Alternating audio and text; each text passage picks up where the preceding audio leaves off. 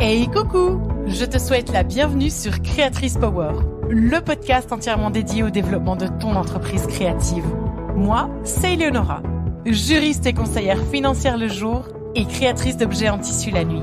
J'interviewe pour toi des femmes inspirées, inspirantes et ultra compétentes afin de te donner toutes les clés pour faire grandir ta marque et ton univers. Si tu as envie de laisser ton empreinte dans le monde des créatrices et montrer tout ton talent, tu es au bon endroit. Bonne écoute! À toutes mes copines et collègues créatrices, bonjour. Justine, bienvenue et merci d'avoir accepté mon invitation à venir papoter avec moi pour les auditrices de Créatrice Power. Ce premier épisode avec toi m'enchante énormément et je dois reconnaître qu'il a un petit goût tout particulier parce que tu es celle qui a semé la graine du podcast dans ma tête à un moment où je cherchais comment concrètement pouvoir aider et soutenir les créatrices. Dans l'épisode du jour, tu vas nous aider à comprendre d'un point de vue business les points auxquels il faut faire très attention lorsqu'on décide de passer d'une activité de loisir créative à une réelle entreprise créative. Je suis persuadée qu'avec ton expérience de mentor business et ta capacité à débloquer les situations les plus critiques d'entrepreneurs et entrepreneuses, tu es la personne tout indiquée pour nous expliquer comment mettre ou remettre en place une entreprise créative avec des fondations solides et comment la faire perdurer dans le temps. Et oui les filles, qu'on le veuille ou non, décider de vendre ses créations, c'est aussi accepter de jouer le jeu de l'entrepreneuriat avec tout ce que cela implique. Mais avant de nous lancer dans le vif du sujet, j'aimerais te demander, Justine, de te présenter pour les auditrices de Créatrice Power qui ne te connaîtraient pas. Dis-nous qui tu es, ce que tu fais et comment tu peux aider, entre autres, les entrepreneuses créatives au quotidien. Et je te demande de bien vouloir terminer ta présentation en partageant avec nous ta devise business. Déjà, coucou Eleonora. J'ai failli pleurer, j'ai failli sourire, enfin j'ai souri, j'ai failli rire, enfin bref, quelle présentation incroyable. Je suis immensément touchée d'être dans ce premier épisode, d'être ton invitée. J'espère être à la hauteur de tes attentes et des attentes des auditrices aujourd'hui. La première question nous met directement dans le bain. Du coup, qui suis-je, ce que je fais et du coup, quelle est ma devise? Je vais commencer par me présenter. Je suis Justine, je suis mentor podcast et business. J'aide les entrepreneurs et entrepreneuses à développer leur entreprise, trouver plus de clients et de clientes sans s'épuiser à la tâche ni subir leur quotidien et utiliser le podcast comme un levier d'opportunité business. Ça, c'est on va dire la grande biographie Instagram qui résume ce que je fais et qui je suis dans les grandes lignes. Et ma devise, mon Dieu, j'en ai plusieurs, mais je dirais que celle que j'aime beaucoup répéter, c'est choisir, ce n'est pas renoncer. J'ai eu un petit débat à ce sujet dans un podcast, notamment avec Laura Besson de Bien dans ta boîte sur cette devise-là. Parce que à la base c'est choisir c'est renoncer et moi je suis pas d'accord avec ça. Moi c'est choisir ce n'est pas renoncer, ce qui veut dire que tout est possible si et seulement si on arrive à mettre un point focus à une priorité, à un plan A, à développer ce plan A sur une durée déterminée. Et une fois qu'on a des résultats, qu'on a test and learn, et bien là, on se dit, OK, je continue ce plan A, j'ajoute un peu du plan B, ou OK, j'arrête ce plan A, je passe au plan B, etc., etc. Ce qui fait que moi, c'est comme ça que j'évite la frustration.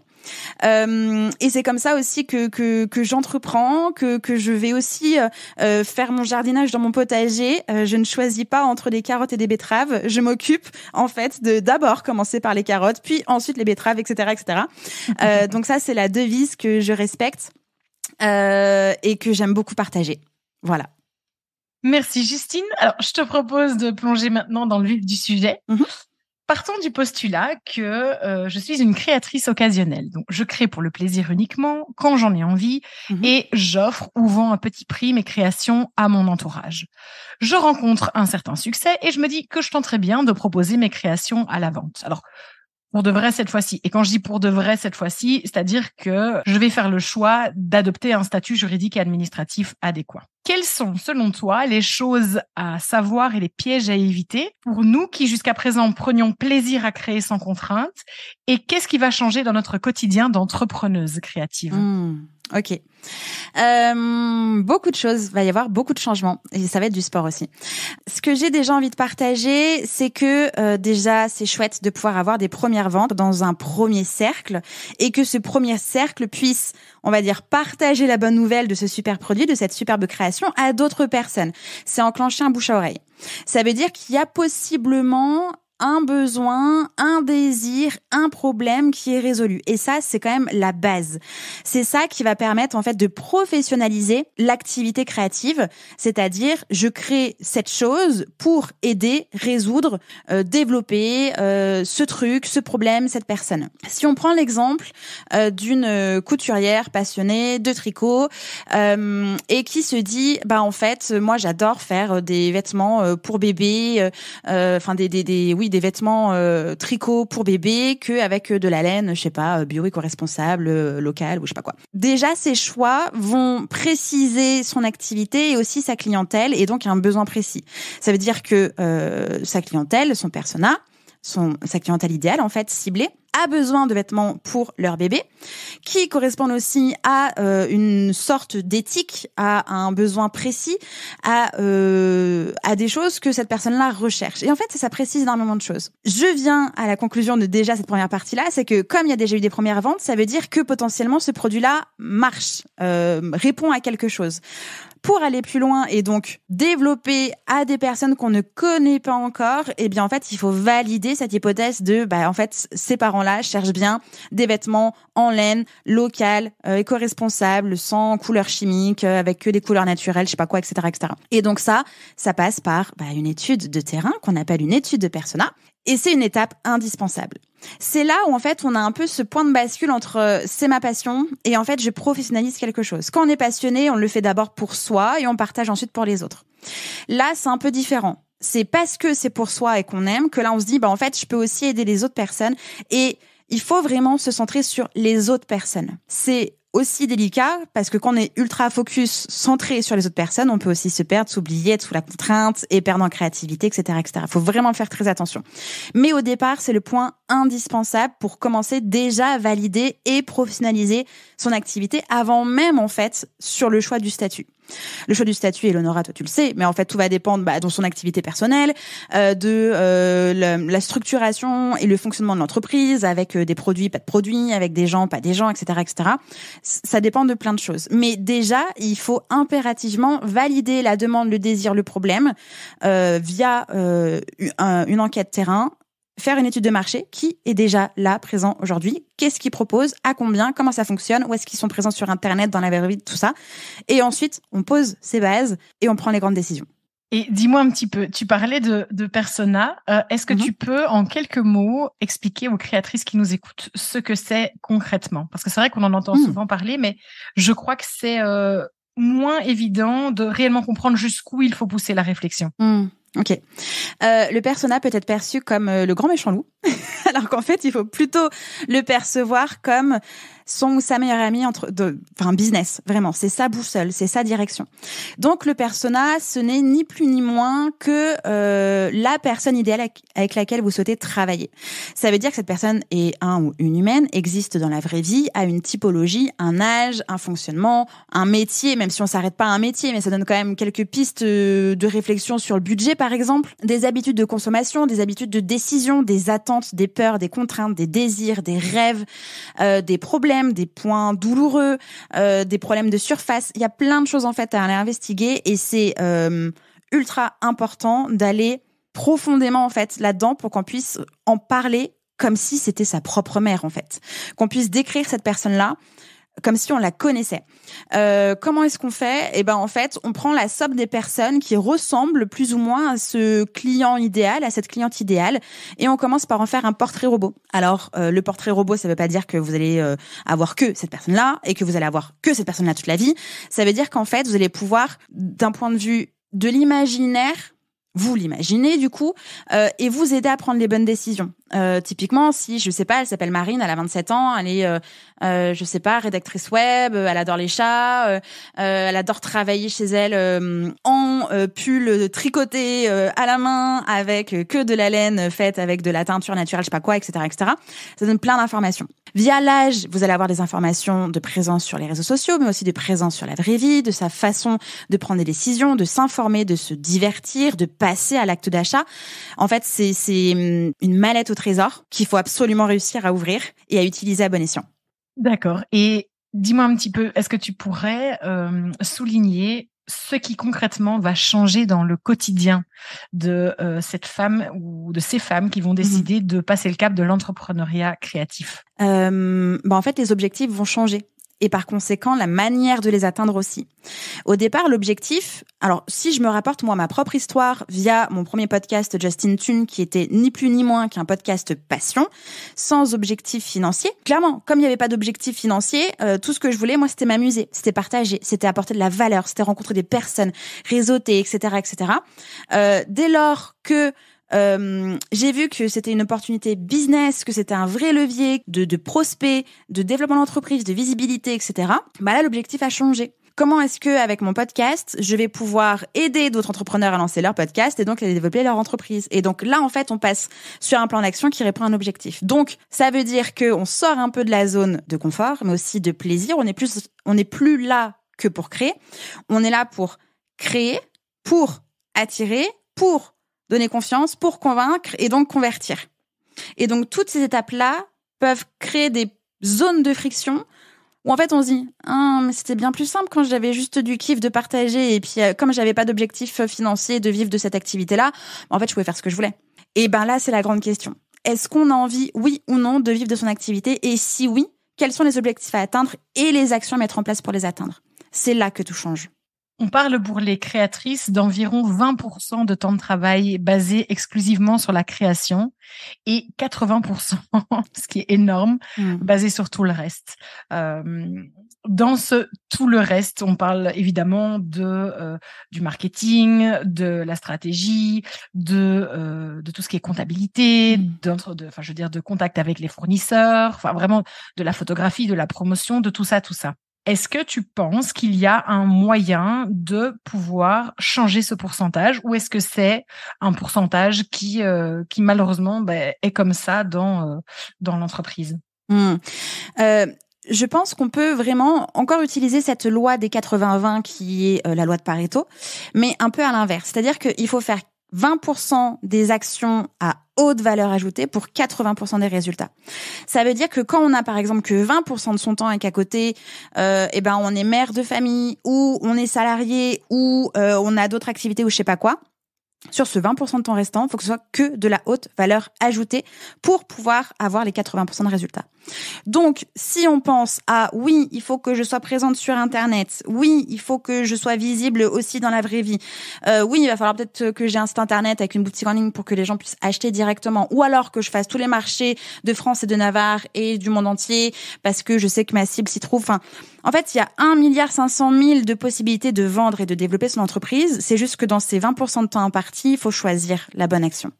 Ça veut pas dire qu'il y en a une meilleure que l'autre. Ça veut dire qu'il y en a une qui va vous correspondre, vous, en tant que créatrice et chef d'entreprise, et aussi vous permettre de rejoindre à cet endroit-là votre client idéal. D'où l'importance de bien le cerner.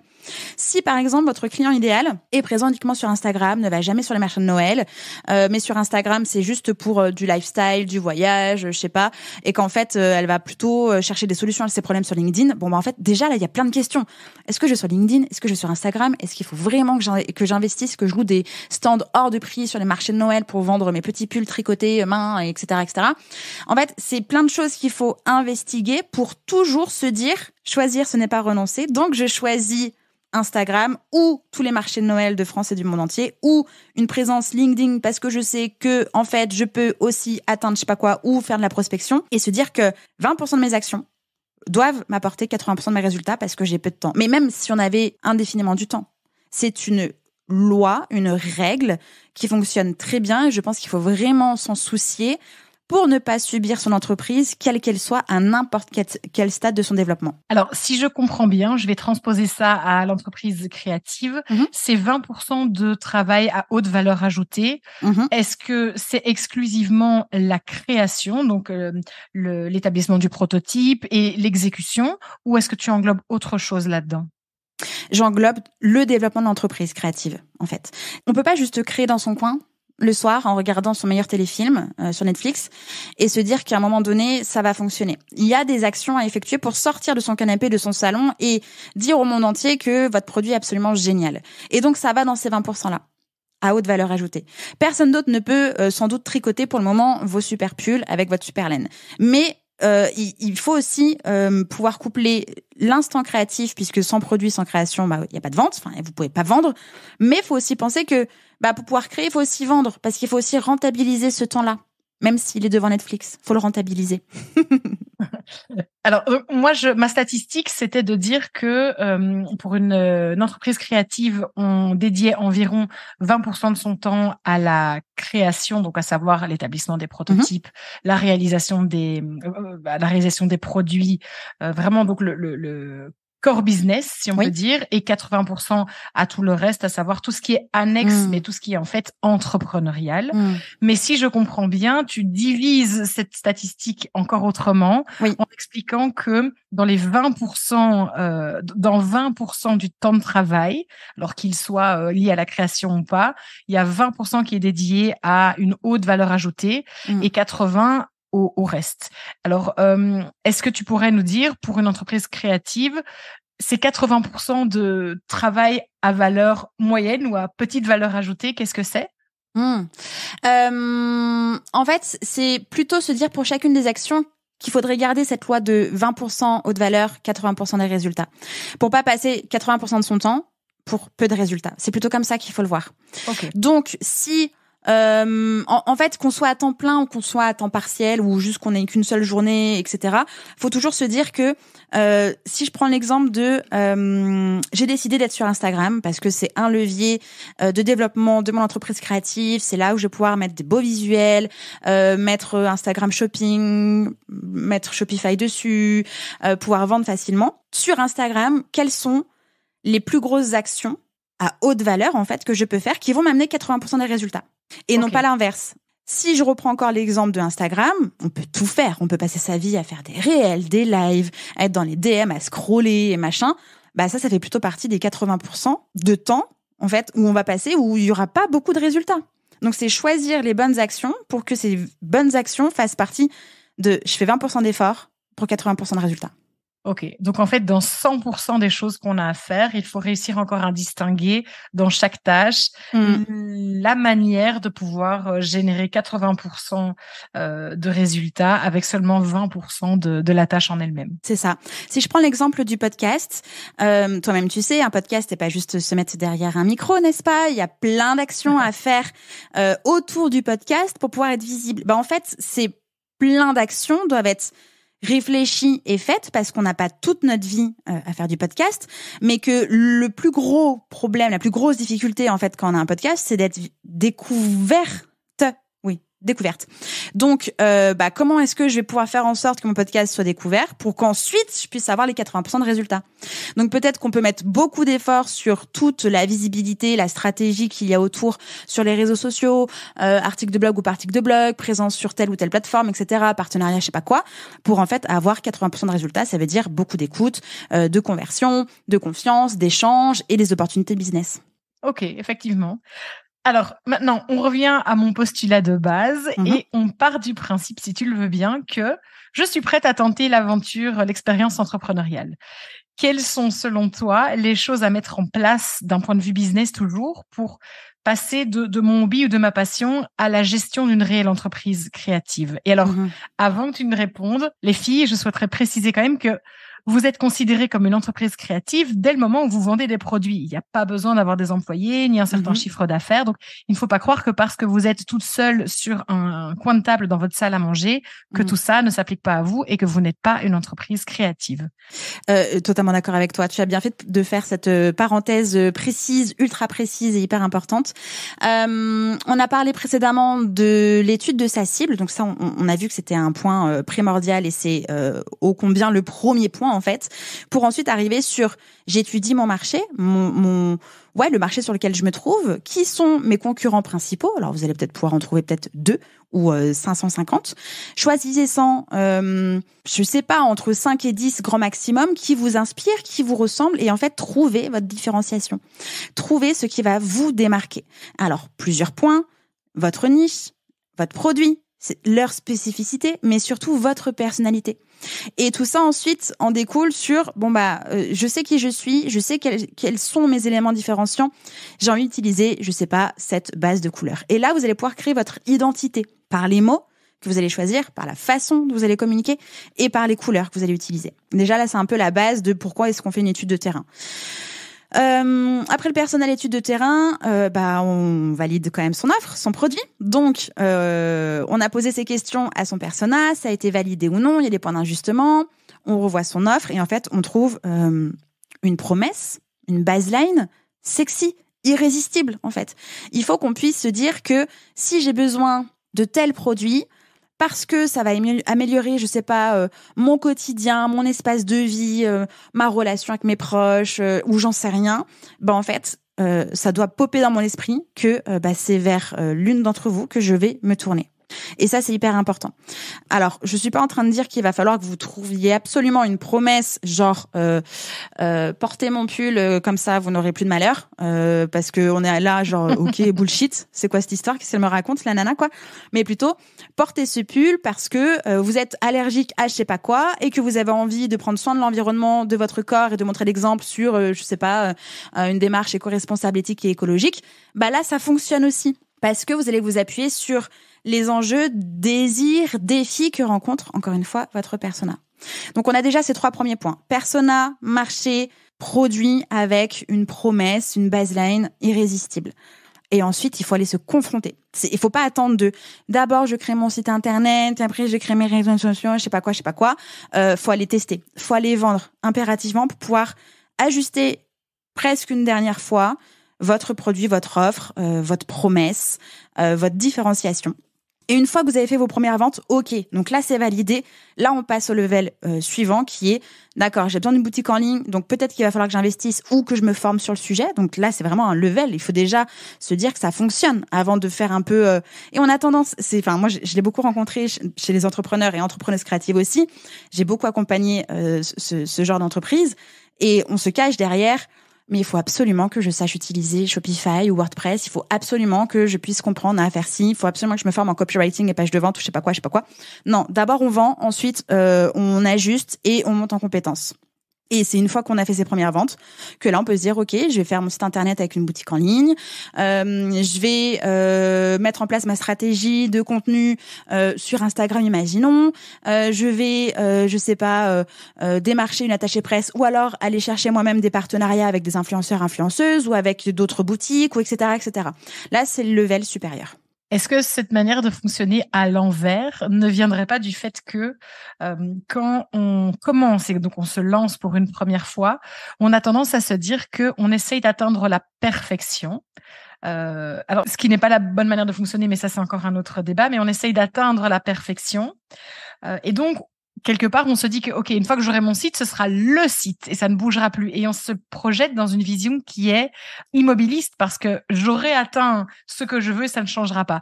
Alors que la réalité de l'entrepreneuriat, c'est tout à fait le contraire. C'est-à-dire qu'on va tester et qu'on va être en constante évolution, modification, amélioration. En fait, c'est pas forcément fonctionner à l'envers, c'est juste qu'on tombe toutes et tous dans le même panneau. Moi, la première, quand j'ai voulu lancer mon activité, qu'est-ce que j'ai fait? Je me suis formée pendant des mois avant de me dire, OK, je vais choisir ça. Après, j'ai passé des mois à mettre en place mon site internet, mon blog, mon LinkedIn, mon Facebook, machin, aller sur toutes les plateformes de freelance à converser. Et 4 mois plus tard, j'ai juste dit, OK, donc là, il y a des gens qui attendent pour travailler avec moi. Bon, bah, peut-être qu'il va falloir que je me fasse rémunérer pour ce que je sais faire. J'aurais pu vivre plutôt de mon activité si j'avais fait un peu le truc inverse de OK, je sais ce que je vais faire, et ben je vais aller le vendre via les personnes que j'ai ciblées et que j'ai validées. Et ensuite, au fur et à mesure, je construis le reste. On a un peu tendance à penser que parce qu'on a un site internet, déjà, ce sera parfait et ça ne bougera jamais, alors que c'est vraiment faux. Et surtout qu'un site internet fait gage de confiance et de légitimité, alors que non, en fait. Gros exemple, combien d'entreprises sont des entreprises d'arnaque de dingue avec des sites internet de folie? Et nous, on est là, genre, waouh, grand design, super expérience utilisateur et tout. Ouais, mais en fait, derrière, c'est une entreprise fantôme, c'est des vieux gens, c'est des gens qui n'existent même pas. Donc, en fait, le site internet, oui, c'est une vitrine, mais ça ne fait pas tout. Ce qui fait tout, c'est vos compétences, votre expertise et votre produit qui répond à quelque chose en face, surtout. Alors, je voudrais qu'on revienne, si tu le veux bien, sur la notion de la problématique douloureuse.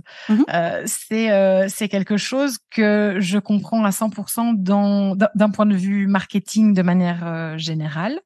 Mais d'un point de vue de la création, donc quand je parle de personnes qui vont créer de leurs mains, ou que ce soit des objets tangibles ou pas tangibles d'ailleurs, mais quand on parle vraiment de création, j'ai un peu plus de mal à m'identifier à la problématique douloureuse, parce que souvent, il faut le reconnaître, on va acheter une création parce que ça nous parle, c'est quelque chose de très subjectif en fait. On va avoir, pour prendre l'exemple de la céramique, on va avoir les tasses de Madame A, Madame B, Madame C, ce sont toutes des tasses. Leur but est vraiment le but est identique, c'est de boire de son café, son thé. Mais par contre, Madame A va en vendre tous les mois, elle va vider son stock, et Madame C n'arrivera pas à les vendre. Comment est-ce qu'on peut peut-être définir ou expliquer ce point douloureux pour les créations? Alors pour le coup, si on reprend l'exemple des tasses, effectivement, on peut, par exemple, rien n'est douloureux sur le fait de boire un café. Ce qu'on veut, c'est avoir un bon café. Le point douloureux pourrait être la qualité de son café, mais pas sur la tasse. Et donc on pourrait trouver n'importe où une tasse. Là où on va se décider sur une tasse, c'est si votre persona a une appétence sur la matière première, sur je sais pas d'où vient cette matière première, les conditions dans laquelle cette tasse a été créée. Est-ce qu'il y a une histoire derrière cette tasse? Est-ce que, je sais pas, votre entreprise permet une réinsertion de jeunes, de foyers, de je sais pas quoi, etc. En fait, là aussi, les choses se jouent. Donc, c'est pas tant un point douloureux, c'est plutôt un point qui va faire en sorte que votre persona soit se reconnaisse, soit a envie d'évoluer ou d'appartenir à une communauté. Si je prends par exemple, pour le coup c'est pas tant une création de petite entreprise créative, mais la marque Ispac. Je sais pas si tu te souviens, c'est une marque de sac à dos. Il fallait impérativement, toute mon adolescence. Voilà, donc pareil, il fallait impérativement au collège, passer la 5e, avoir un Ispac. Sinon, on n'était pas dans le bleu, coup. Blanc, rouge. Et ben moi j'en avais pris un en édition limitée, s'il te plaît. Qui était tagué toutes les couleurs et tout, qui coûtait du coup plus cher. Pourquoi? Parce que je voulais avoir un élément différenciant et pas avoir le même ISPAC rouge ou bleu ou noir ou gris qu'on voyait partout. Mais tu vois, on avait besoin d'avoir ce sentiment d'appartenance. On pouvait avoir un sac à dos simple, de n'importe quelle marque, même sans marque. Parce que notre point douloureux, c'était comment est-ce que je vais pouvoir déplacer mes cahiers et mes livres sans que ça se déchire et sans que ça abîme tout ce qu'il y a à l'intérieur, tu vois. Et ben en fait, le point, c'était le sentiment d'appartenance, c'était le look, et c'était je veux bien être différent et différente, mais je veux quand même appartenir à des gens qui me ressemblent. Et ben par exemple, si on reprend les tasses, c'est à peu près la même chose. Il y a des tasses qui sont je sais pas thermo je sais pas quoi, il y a des tasses qui sont en poterie avec de la terre de je sais pas d'où, avec des bienfaits physiques, spirituels, je sais pas quoi. En fait, c'est l'appartenance. C'est le besoin intérieur presque que vous allez résoudre de cette personne-là. ISPAC ou pas ISPAC? En fait, ce que j'entends quand tu m'expliques tout ça, c'est que on peut transposer, enfin, de ce que je comprends, c'est qu'on peut transposer la problématique douloureuse dans le monde de la création, dans les créations, dans la notion des valeurs. Quelles valeurs est-ce qu'on partage? J'ai l'impression que est-ce que je me trompe? Non, c'est ça, les valeurs, l'histoire, le besoin. l'envie et surtout les désirs. Les objets, si on reprend par exemple les objets décoratifs, ça quand même, quand tu invites des gens et qu'en fait tu te retrouves avec un intérieur Ikea qui est en fait le même que chez ta voisine, tu es quelqu'un de lambda et t'as peut-être envie de sortir du lot ou t'as envie que ce soit plus personnalisé, etc., etc. Tu vois? Et là c'est la même chose. J'ai un désir d'être différente. J'ai un désir de, quand j'invite des personnes, waouh, les tasses que j'ai, ça en jette. Mon café est trop bon déjà de base, mais alors dans ces tasses-là, c'est absolument extraordinaire. Et en plus, si je peux raconter, oui, non, mais j'ai commandé ces tasses-là dans une petite entreprise créative. La dirigeante, en plus, elle aide à la réinsertion de jeunes en difficulté. C'est absolument génial. Je sais que je fais aussi une bonne action, etc. Mais là, c'est un combo gagnant. Une histoire, un lieu, un sentiment d'appartenance. Je fais une petite BA, ça correspond à mes valeurs. Et en plus, je suis différente puisque même si j'ai un canapé Ikea, t'auras dans ta tasse, enfin dans ton canapé au moment du thé, une tasse absolument différente et personnalisée. Alors, on continue notre petite histoire et on a donc respecté tous ces points pour lancer notre entreprise créative et alors je te regroupe la question parce que je ne sais pas si tu vas me répondre c'est la même chose ou c'est pas la même chose. Donc Je te regroupe la question pour te permettre de décider. Imaginons, je me suis lancée, j'ai mis au point ma clientèle cible, je me suis différenciée, j'ai vraiment appliqué tous les points que tu m'as cités précédemment. Qu'est-ce qui va expliquer que dans certains cas, ça va fonctionner et dans certains cas, ça ne va pas fonctionner? Et qu'est-ce qu'on peut mettre en place dans un cas comme dans l'autre pour essayer alors, dans le cas de ça ne fonctionne pas, de rectifier le tir et dans le cas de ça fonctionne, de continuer à faire fonctionner parce que ça fonctionne aujourd'hui, mais ça fonctionnera pas peut-être demain. Alors, sur la première partie de ta question, qu'est-ce qui va faire que ça fonctionne ou que ça fonctionne pas? En vrai, je peux pas avoir la réponse type, vraiment, parce qu'il peut y avoir plusieurs facteurs. Il peut y avoir des facteurs de prix. Il peut y avoir des facteurs d'expérience client, il peut y avoir des facteurs de valeur perçue, il peut y avoir des facteurs de qualité, il peut y avoir des facteurs d'avis négatifs ou hyper positifs. Il y a tout ça aussi à prendre en considération. C'est aussi la manière dont est-ce qu'on va promouvoir, partager, parler de son produit, de ses bienfaits, de pourquoi cette tasse c'est pas une autre aussi. Donc ça englobe en fait tout ça. Par exemple, on peut avoir la meilleure tasse, absolument révolutionnaire, qui est accessible en matière absolument parfaite, sans impact négatif sur la planète, qui en plus n'exploite pas des petits enfants, je sais pas trop où dans le monde, mais aide les enfants à une réinsertion ou à créer des bourses, je sais pas quoi. Peut-être que ça peut ne pas fonctionner. Si dans sa stratégie marketing, si dans son discours ça coince, en fait, on peut ne pas rencontrer son public. Mais ça peut aussi venir de nous-mêmes. Peut-être qu'on a une personne on peut ne pas avoir confiance en nous, on peut ne pas savoir vendre, et puis on peut être quelqu'un, alors je veux pas dire mal poli, mais en tout cas un peu trop distant, froid, pas dans le commercial ou le customer care. En fait, ça aussi, ce sont des facteurs de réussite ou pas réussite. Qu'est-ce qu'on fait dans ces cas-là? Quand ça marche bien, en fait, on continue de monitorer. Donc, ça veut dire qu'on surveille le 20% de ces actions si ça apporte bien les 80% de résultats. On surveille, en fait, ce qu'on met en place pour pouvoir ajuster. Si, par exemple, je décide de faire, je sais pas, une campagne promotionnelle sur X jours sur un lot de 6 tasses. Imaginons. Je vais mettre en place une séquence mail de vente. Je vais faire des actions sur Instagram et j'aurai en plus proposé à mes clients super fidèles de partager cette grande nouvelle et de leur proposer X pourcentage sur les ventes. 3 actions principales. En fait, sur ces 3 actions principales, on va pouvoir surveiller le taux de clic sur ces mails, taux d'ouverture, s'il y a le taux de conversion également. Quel est le pourcentage des ventes liées au mail? Sur les actions Instagram, ok, j'ai publié X posts, c'est quoi le taux de conversion? C'est quoi l'engagement? C'est quoi le taux de clic dans la bio Instagram? Sur les partenariats affiliés, ok, j'ai mis beaucoup d'énergie à rallier une communauté d'affiliés autour de moi, de partenaires en fait. Qu'est-ce qui s'est passé pour avoir ce gros taux de vente ou ce petit taux de vente, par exemple? On analyse pour pouvoir justement continuer à performer, à avancer et évoluer.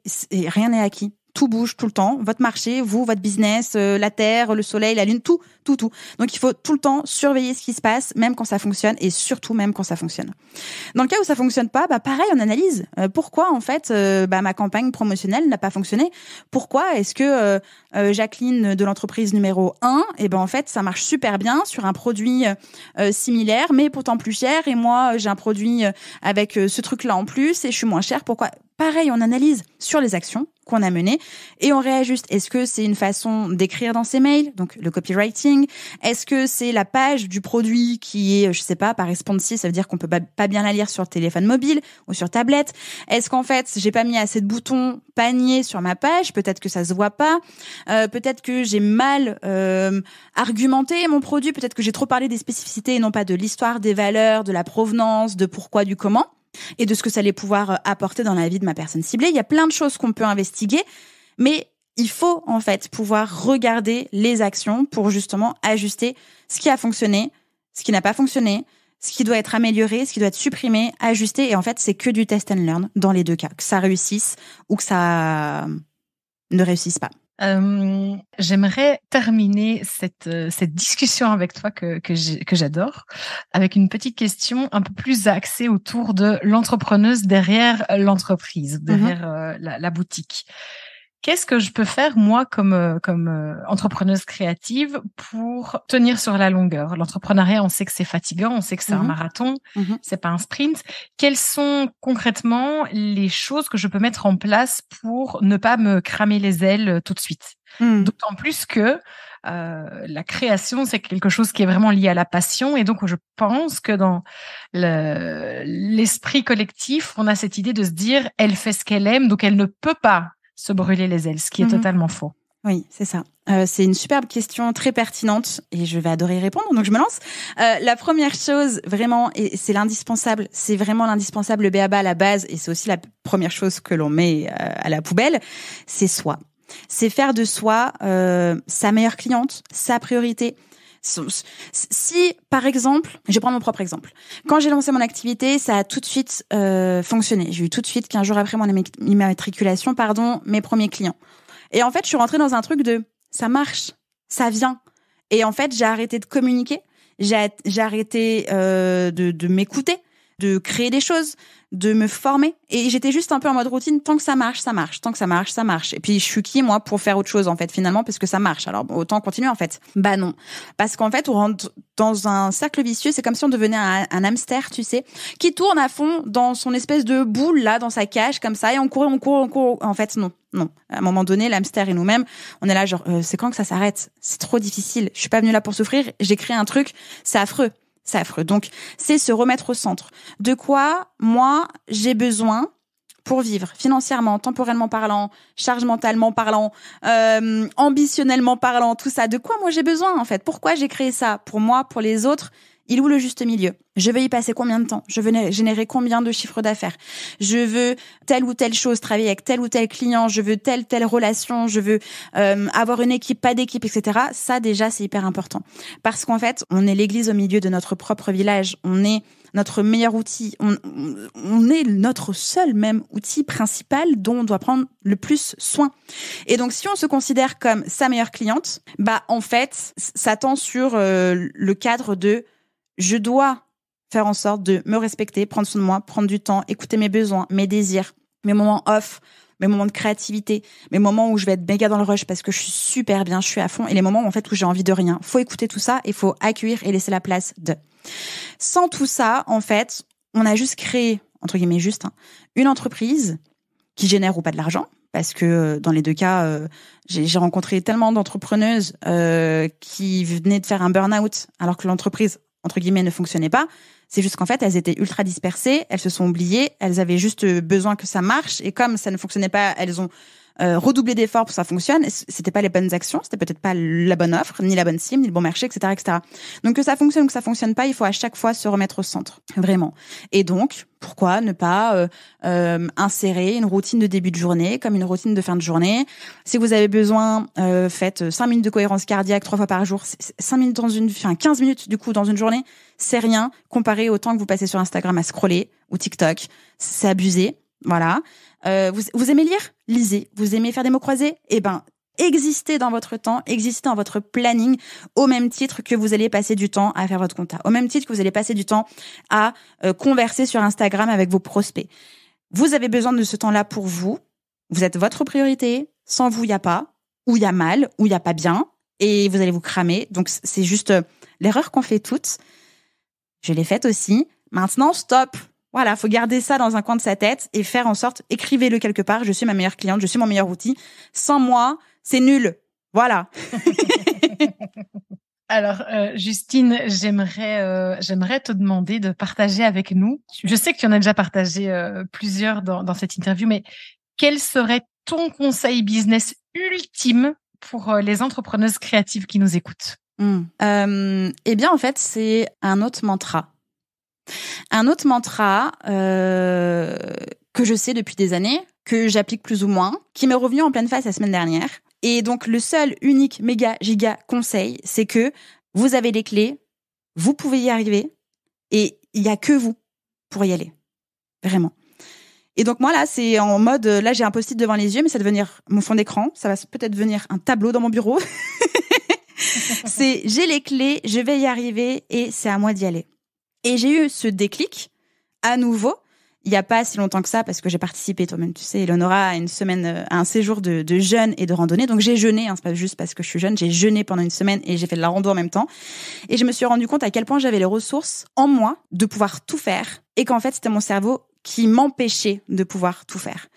Et donc, ça veut dire qu'on travaille son mindset et qu'on peut travailler son mindset quand on se répète plein de fois de je suis formidable, ou je suis belle, ou je vais y arriver, ou je peux y arriver, ou j'ai tout pour réussir, ou je peux aller demander de l'aide, ou j'accepte de demander de l'aide, ou je peux me faire respecter si je me... Enfin bref, peu importe la phrase, qu'on peut aussi qualifier de phrase Pinterest un peu bateau, partez du principe que vous avez les clés, vous pouvez y arriver et qu'il y a que vous, en fait, pour faire les choses. Et ça fait écho à une des citations que j'aime beaucoup moi-même, c'est celle, alors je vais pas la citer parce que je m'en rappelle pas précisément, mais l'idée derrière cette citation, c'est de dire, si on veut que quelque chose change dans sa vie, on doit changer les actions, on doit se comporter différemment. Oui. Et en tout cas, c'est comme ça que moi je comprends le mantra que tu viens de partager avec nous.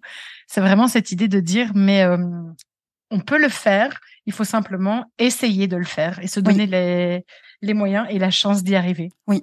Pour les moyens et la chance d'y arriver, les moyens ne veut pas dire passer 80 heures. Encore une fois, pensez à 20% des excellentes bonnes actions pour les 80% de résultats. C'est pas parce qu'on travaille 70 heures, 80 heures, 90 heures que ça va justement tout exploser, tout propulser et être une entreprise absolument géniale.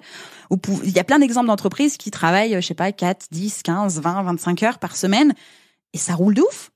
Ça roule de ouf parce que c'est les bonnes actions. Et la chance, on la provoque. On la provoque par les actions, les rencontres, la découverte, l'ouverture au monde, à l'autre, à soi. Ça, c'est pas être forcément au bon endroit au bon moment, parce que bon, des fois, ça tombe pas du ciel comme ça, mais c'est déclencher des opportunités avec du coup les bonnes actions humaines, digitales, rencontres, développement personnel, etc., etc. Alors, Justine, merci beaucoup. Si je vais terminer avec cette question. Si tu devais me recommander une créatrice ou une experte du monde de la création qui aurait des choses intéressantes à raconter dans ce podcast, est-ce qu'il y a un nom qui te vient en tête? Oh, mon Dieu. Toi? Ce serait drôle, si tu veux, je t'interviewe dans ton podcast. Eh ben, le rendez-vous est pris. Moi, ça me va. Mais vraiment, ça avec grand plaisir. Mais il faut quand même que j'explique pourquoi toi. Je t'en prie. Voilà, tout de même. C'est pas juste te jeter des fleurs pour te jeter des fleurs. Ça me gêne, mais vas-y. Parce que je te connais depuis un moment, que avant qu'on travaille ensemble toutes les deux sur ton entreprise, sur le podcast, tout ça, on a été au même endroit, au même moment, dans un programme en commun pour des questions et des problématiques différentes. Et je t'ai vu te questionner, je t'ai vu, mettre les mots, investir en fait, que ce soit temps, énergie, argent, sur ton entreprise créative, en parallèle de ton activité professionnelle actuelle et de ta vie d'humaine. Je t'ai vu avancer, réfléchir, faire 2 pas en avant, 3 en arrière, 5 pas en avant, 6 pas en arrière, etc., etc. Pour te lancer aujourd'hui. Les calculs ne sont pas bons, Kevin. Oui, mais ce sont les tiens, Eleonora. C'est vrai. Et en fait, je trouve que c'est hyper inspirant, déjà sur ton parcours, mais aussi sur tes créations. C'est génial. Et l'histoire, et les valeurs, et l'envie que ton why, le moteur de pourquoi en fait t'as créé ça. Et tes créations, à qui tu les as vendues, pourquoi tu les as vendues, ce que tu comptes en faire, ce que tu ne veux pas en faire, où est-ce que tu vas avec ça. Moi, je trouve que c'est hyper inspirant. Et parce qu'il y a ce qu'on voit, il y a ce que je sais, il y a ce que tu montres, il y a ce que tu montres pas, et je trouve qu'on pourrait faire un excellent épisode de podcast dans ton podcast à ton sujet. Eh ben, merci mille fois, Justine, merci beaucoup. Écoute, on verra. Elle a rougi. Bah oui. Heureusement, à part toi, personne d'autre ne le verra. En tout cas, merci mille fois, Justine. Merci pour ton temps, pour ton expérience, pour ton expertise. Je noterai bien évidemment toutes les informations te concernant dans la description de l'épisode de ce podcast. J'invite évidemment les créatrices et les entrepreneuses créatives à aller voir ce que tu fais sur les réseaux, sur ton site internet, parce que vraiment, si vous cherchez une Madame Soleil qui a 1 milliard d'idées à la seconde pour lancer, relancer, débloquer un business, c'est bien toi. Et vraiment, je pense que tu as énormément de choses à apporter aux entrepreneurs de manière générale et aux entrepreneuses créatives aussi. Donc, je te remercie infiniment et je te dis à très bientôt. Merci Eleonora pour tout, pour cet échange, pour cette fin aussi, on me voit peut-être pas derrière mon grand micro et mon anti-pop, mais je rougis, moi aussi, je fais peut-être la même couleur que mes cheveux à l'heure actuelle. Merci pour ce temps, j'ai adoré échanger avec toi et j'espère sincèrement avoir pu aider tes auditrices. Faites-vous confiance les filles et ça va aller. Bye Eleonora.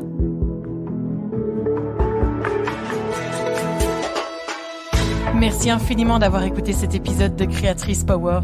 J'espère qu'il t'a apporté inspiration, connaissance et de quoi nourrir ta réflexion pour faire grandir ton entreprise créative et ta marque.